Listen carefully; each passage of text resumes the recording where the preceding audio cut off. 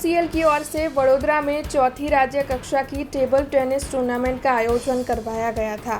बीते 3 दिनों से ये टूर्नामेंट वडोदरा के समा स्पोर्ट्स कॉम्प्लेक्स पर चल रही थी। तब कल इस टूर्नामेंट की आखिरी मैच आयोजित हुई थी।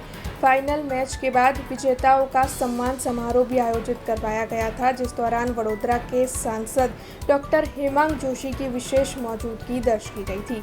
सांसद डॉक्टर हेमांग जोशी के हाथों विजेता खिलाड़ियों का सम्मान किया गया था।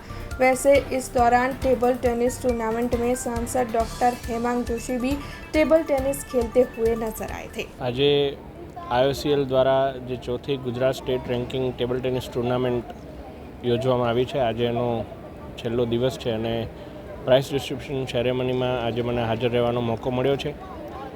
હંમેશા ટી-ટેબ દ્વારા ખૂબ સારી વર્લ્ડ ક્લાસ ટુર્નામેન્ટ્સનું આયોજન થતું હોય છે। ટેબલ ટેનિસ રમતનો વિકાસ ગુજરાતમાં અને ખાસ કરીને વડોદરામાં થાય તે માટે હંમેશા વર્લ્ડ ક્લાસ ફેસિલિટી પણ પ્રોવાઈડ કરવાનો પ્રયાસ ટી-ટેબ દ્વારા થતો હોય છે।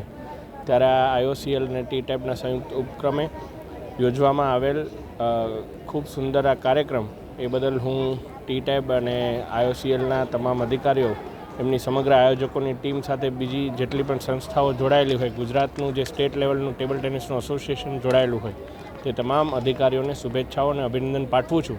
અને ખેલાડીઓને માનનીય વડાપ્રધાન શ્રી નરેન્દ્રભાઈ મોદીજીનું જે વિઝન છે કે ઓલિમ્પિકની અંદર વધારેમાં વધારે આપણા ખેલાડીઓ ભાગ લે એ માટેનો આ સુંદર પ્રયાસ માટે એમને શુભકામનાઓ પાઠવું છું।